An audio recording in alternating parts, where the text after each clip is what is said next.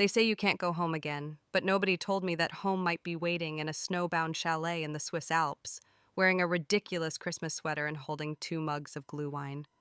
I'm Diana Hartley, 63 years old, recently retired surgeon, and I just walked into a holiday rental in Zermatt to find the woman I loved 40 years ago standing by the fireplace like she'd been waiting for me all along. Isabelle's silver hair caught the firelight, her laugh lines deeper now, but her smile, God, that smile, exactly as I remembered. Diana, she said, and my heart remembered how to skip. This is the story of how 2 women who once chose different paths found themselves on the same mountain at Christmas and discovered that some loves are worth waiting a lifetime for. The taxi dropped me at the chalet just as the sun began setting over the Matterhorn, painting the snow-covered peaks in shades of rose gold and lavender. At 63, I'd earned this Christmas holiday. 40 years of surgical residencies, grueling shifts, building a career that left little room for anything else. My daughter insisted I take a real vacation for once. Mom, you're retired now. Go somewhere beautiful. Be spontaneous. So here I was, alone in Switzerland for the holidays, dragging my luggage through fresh powder toward a picturesque wooden chalet that looked like something from a fairy tale. Smoke curled from the chimney. Fairy lights twinkled around the windows. Very festive. Very lonely. I punched in the key code the rental agency had provided and pushed open the heavy wooden door, stamping snow from my boots. The interior was exactly as advertised. Exposed beams, a roaring fireplace, a massive Christmas tree in the corner covered in traditional Swiss ornaments. And standing by the fireplace, wearing the most absurd Christmas sweater I'd ever seen, complete with a light-up Rudolph nose, was Isabelle Rousseau. Isabelle. My Isabelle. Except she hadn't been mine in 40 years. Diana, she said, her French-accented voice higher with shock. The wine glasses in her hands wobbled dangerously. Belle? I dropped my suitcase. How are you? We stood there, 2 women in our 60s, staring at each other across a Swiss chalet like we'd seen a ghost. Which, in a way, we had. The ghosts of who we used to be. She looked incredible. Her hair, once that rich chestnut brown I'd loved to run my fingers through, was now a gorgeous silver white, cut in a chic bob that framed her face beautifully. She'd always been slim, but there was a softness to her now, laugh lines around her bright blue eyes, a fullness that came with age and, I hoped, happiness. The ridiculous Christmas sweater somehow made her more beautiful, not less. I think, Isabelle said slowly, setting down the wine glasses carefully, there has been a terrible mistake, or perhaps a wonderful one. I'm not sure yet. You rented this chalet? I asked stupidly. For 2 weeks, Christmas and New Year's, my daughter thought I needed a break after... She paused, something flickering across her face. After a difficult year. And you? Same rental, same dates. I pulled out my phone, scrolling through my confirmation email. Through Alpine Holiday Rentals? Oui, yes. She was doing the same with her phone. Then she started laughing. That laugh, deep and genuine and slightly wicked, that I'd heard in my dreams for decades. Oh, Diana, look at the booking reference numbers. They're identical except for 1 digit. Someone at the agency made a mistake. A rather large mistake, I said, but I was smiling too. Because standing here, looking at Isabelle Rousseau after 40 years, felt less like a mistake and more like fate having a sense of humor. We should call them, Isabelle said, but she wasn't reaching for her phone. Sort this out. One of us will need to find another place. On December 20th? In Zermatt? During Christmas week? She grimaced. Impossible. Everything will be booked. We stood there in awkward silence. Outside, snow began falling again, fat flakes drifting past the windows. The fireplace crackled. Somewhere in the village, church bells rang for evening mass. There are two bedrooms, Isabelle said finally. I already chose the one upstairs. The one down here has its own bathroom and a lovely view of the mountain. Are you suggesting that we share for Christmas? She picked up the wine glasses again, holding one out to me. Unless 40 years has made you less adventurous, Dr. Hartley. I took the glass, our fingers brushing. Even through the shock and surrealism, I felt it, that electric spark that had defined my 20s. I performed brain surgery for 4 decades, Belle. I think I can handle sharing a chalet. Even with your ex-girlfriend? Even with my ex-girlfriend. I took a long sip of the spiced wine. Though this is possibly the most bizarre Christmas I've ever had, and I once spent December 25th removing a candy cane from someone's nasal cavity. Isabelle burst out laughing, and just like that, 40 years collapsed into nothing. We fell into a surprisingly easy rhythm. Isabelle cooked. Apparently, she'd become quite the chef in her retirement from teaching, while I set the table and tried not to stare at her moving around the kitchen like she belonged there. We ate dinner by the fireplace, Swiss fondue and fresh bread, and talked about the safe things, our children, our careers, the beauty of the Alps in winter. What we didn't talk about was 1984, the year everything fell apart. But on the second night, after too much wine and too many comfortable silences, Isabelle finally broached it. We were sitting on the sofa, the Christmas tree lights twinkling, snow falling heavily outside. "Why did you really come to Switzerland, Diana?" she asked quietly. "Of all the places in the world, why here?" I swirled the wine in my glass. "Honestly, I didn't plan it. My daughter booked it. She said I needed somewhere meaningful for my first Christmas after retiring." I paused. "I think she found old letters. From you. I kept them all, hidden in a box in my closet. She never said anything, but the booking confirmation mentioned Zermatt, and we spent that winter here," Isabelle finished. 1983, when we were young and stupid and so in love it hurt. "We were 23, I said. "Student exchange program. You were studying literature in London, I was pre-med. We met at that terrible Christmas party, where you told me my wine choice was pedestrian and I told you that you were insufferably American. And then we ended up talking until 4 a.m. about everything except wine and national stereotypes."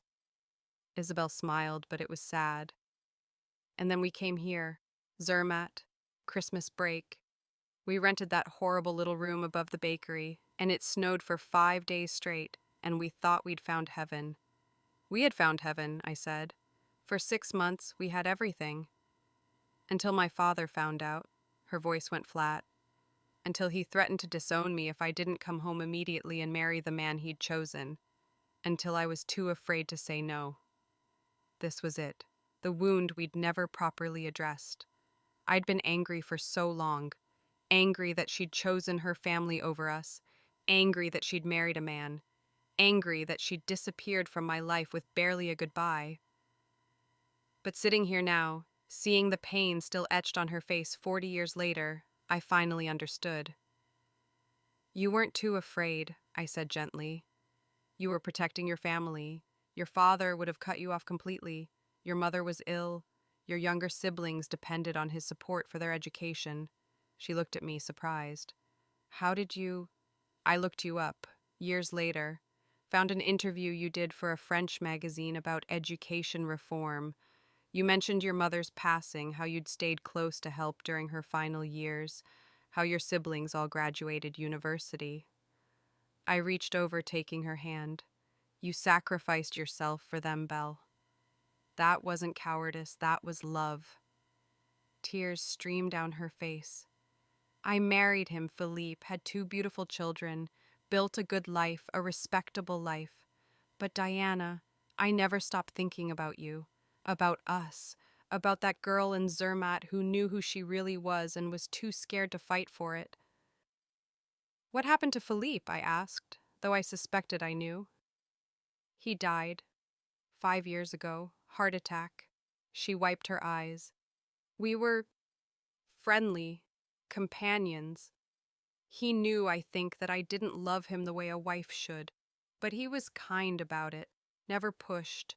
We raised our children, built separate lives within our marriage. When he died, I felt grief, but also. She paused, searching for words. Relief. Terrible, isn't it? Relief that I could finally breathe. It's not terrible, it's honest. I squeezed her hand. I never married. Had my daughter through IVF at 38. Built my career, came out to my family in my 40s. They were surprisingly fine with it. Dated women, had a few serious relationships, but none of them were you. Did you hate me? She asked. All these years, did you hate me for leaving? For a while, I admitted, but mostly I just missed you, missed what we could have been. I turned to face her fully. Belle, you were 23 years old, being pressured by your entire family, your culture, your church. I was angry because I didn't understand, but I was American, my family was liberal, I had a privilege you didn't have. It's taken me 40 years to really see that. She laughed through her tears. We were babies, playing at being adults. But what we felt was real. So real it's still here. She gestured between us, sitting in the chalet like no time has passed at all. We sat in silence, holding hands, watching snow fall outside the window. Two women in our 60s, carrying 40 years of what-ifs and might-have-beens, finally able to put them down. Christmas Eve arrived with brilliant sunshine and fresh snow. Isabelle declared we needed to experience Zermatt properly, so we bundled up in our winter gear, me in practical Gore-Tex, her in a chic French wool coat that probably cost more than my entire wardrobe, and headed into the village. Zermatt at Christmas was magical. The car-free streets were filled with horse-drawn sleighs, their bells jingling merrily. Every chalet and shop glowed with lights. The smell of roasting chestnuts and mulled wine filled the air, and towering over everything, pristine and impossible, the Matterhorn stood sentinel in crystalline blue sky. I'd forgotten how beautiful it is here, Isabelle said, linking her arm through mine naturally, like we did this every day. Everything is so clean, perfect, like a snow globe. You always were a romantic, I teased, and you were always practical. Some things don't change. She steered us toward a small Christmas market in the village square. Come on, we need ornaments for our tree. It's looking rather bare. Our tree? I raised an eyebrow. Well, we're sharing the chalet. We might as well commit to the whole experience. We wandered through the market stalls, sampling Swiss chocolates and admiring hand-carved wooden decorations. Isabelle bought ridiculous things. A cuckoo clock ornament, a tiny St. Bernard figurine with a brandy barrel, a felt Matterhorn that played Edelweiss when you squeezed it. I pretended to be exasperated but bought a hand-blown glass icicle that caught the light beautifully, and matching carved angels for both of us. Angels, Isabelle said, examining hers. How appropriate. Why appropriate? Because I stopped believing in second chances a long time ago. But here we are. She looked at me, her blue eyes bright. Maybe there are angels after all. We had lunch at a tiny restaurant tucked down a side street. Raclette and white wine, with a view of skiers gliding down the slopes above town. The restaurant was crowded with families and couples, everyone in festive spirits. At the next table, an elderly couple held hands across their fondue pot, speaking softly in German. They must have been in their 80s, and they looked at each other like newlyweds. That could have been us, Isabelle said quietly, watching them. If I'd been braver. Or it could be us, I said. Starting now. She went very still. Diana, what are you saying? I took a breath. At 63, I'd learned that life was too short for games, too precious for fear.